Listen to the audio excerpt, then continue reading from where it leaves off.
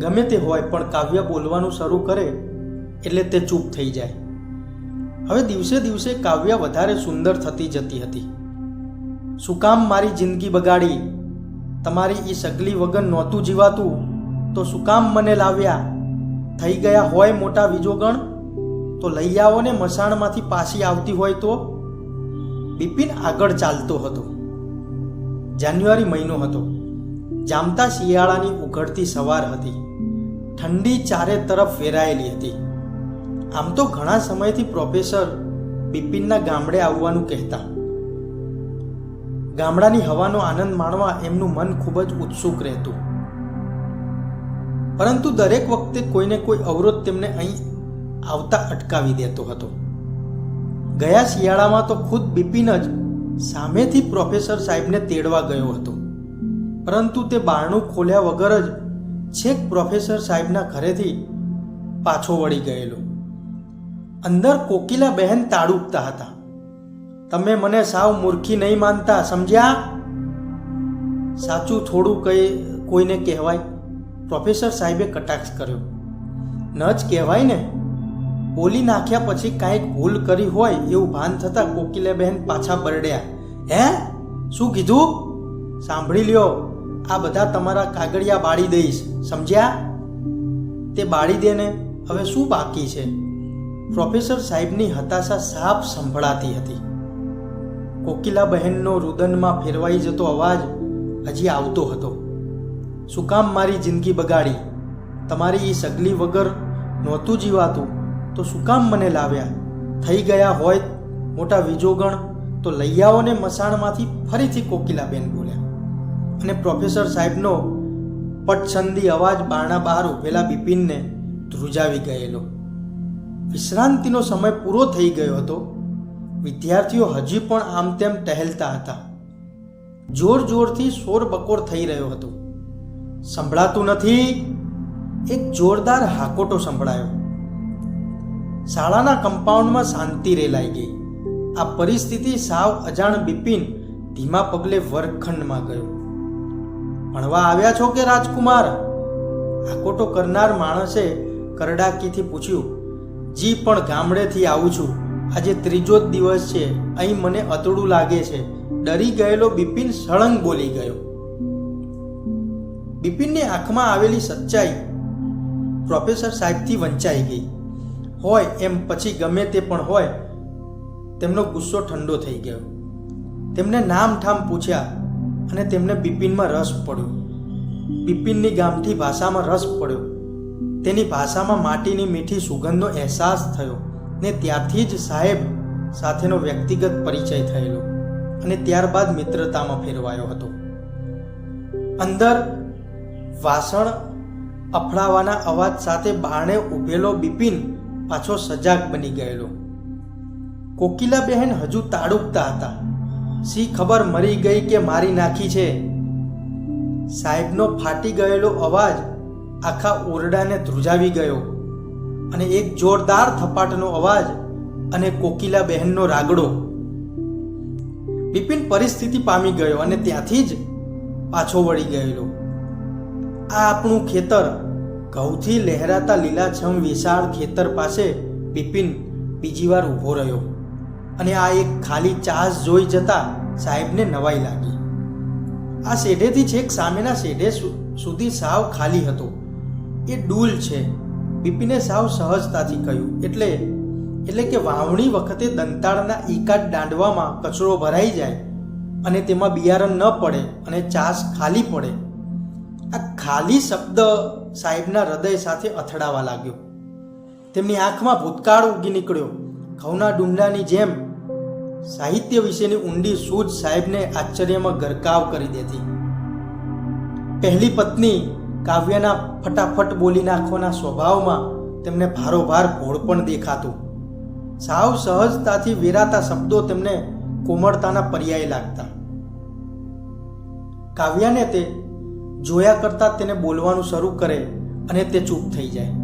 કાવ્યા સામે મીટ માંડી શકાય કે તેના હોઠની ઝાકળ જેવી ભીનાશ દેખી શકાય. ગમે તે હોય પણ કાવ્યા બોલવાનું શરૂ કરે એટલે તે ચૂપ થઈ જાય. હવે દિવસે દિવસે કાવ્ય વધારે સુંદર લાગતી.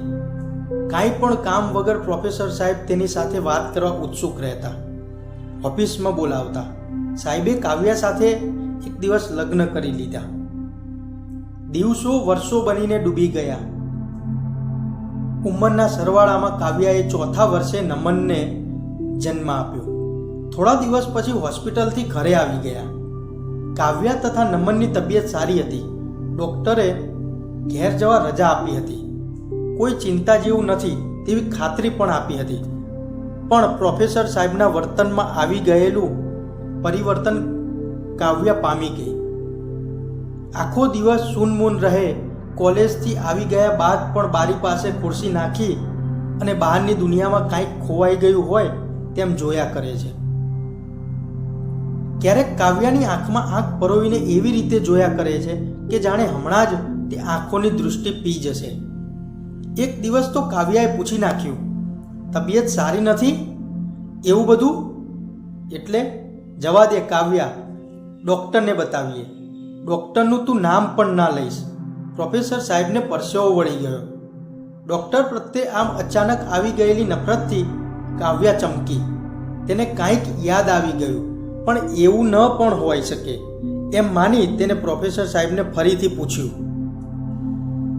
કોલેજમાં તો કોઈ પ્રશ્ન નથી ને? ના. તો પછી? ચા પીતા પીતા આજે તો શરૂઆત જ પ્રોફેસર સાહેબે આ રીતે કરી. શું કાવ્યા કાવ્યા કરો છો? મને ખબર છે મને ઘાતક બીમારી લાગી છે અને હું થોડા દિવસની મહેમાન છું. કાવ્યાએ ધડાકો કરી જ નાખ્યો. સાવ સહજતાથી બોલાયેલા તેના શબ્દો પ્રોફેસર સાહેબના હૃદયમાં તેટલી જ કઠોરતાથી ઘૂસી ગયા.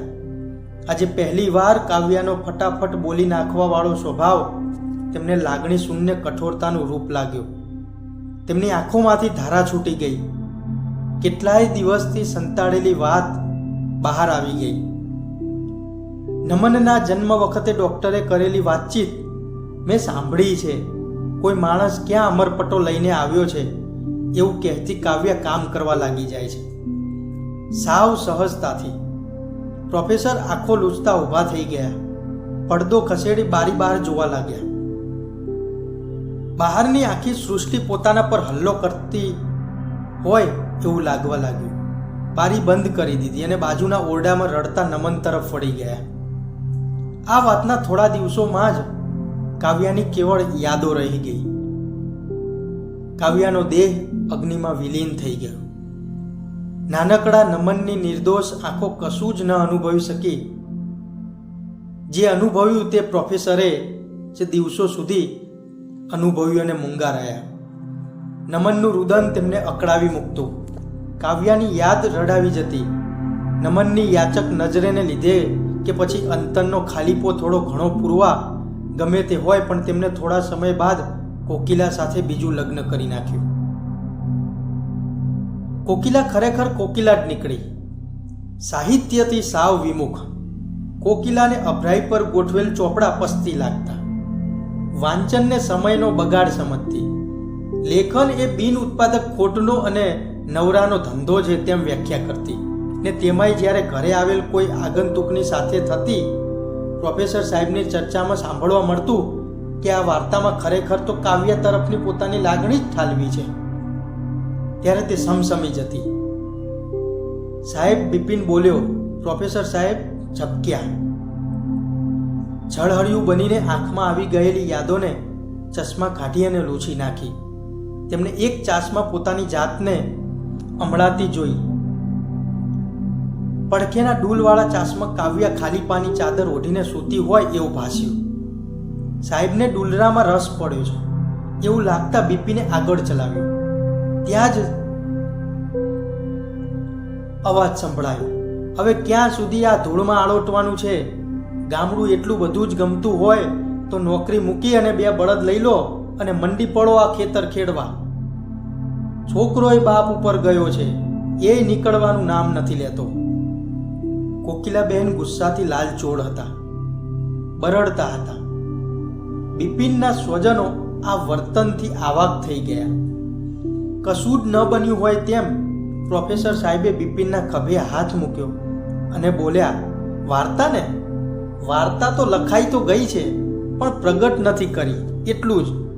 બોલ્યા અને પ્રોફેસર સાહેબ ખડખડાટ હસી પડ્યા અને બિપિનને કહ્યું, કોઈના જીવનની ખોટ પૂરી ન શકાય, એ ચલાવી શકાય ખરું. યાદોને ભૂસી ના શકાય, એ આછી થાય ખરી. અને રહ્યો કોકિલાનો સ્વભાવ, તો તે ક્યારે સુધરશે એની મને ખબર નથી.